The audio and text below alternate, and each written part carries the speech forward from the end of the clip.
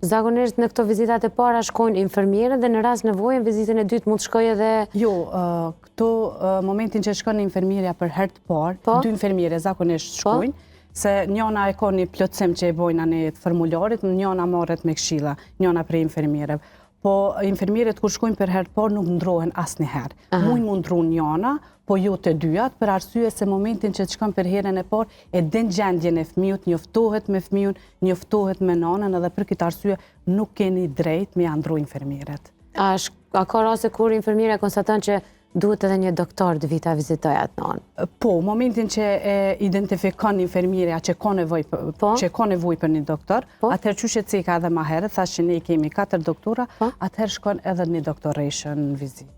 Shkon, dhe në rastet të tilla konstatohet a ka nevojë ajo për me ardhë në vizitë shtesë, po.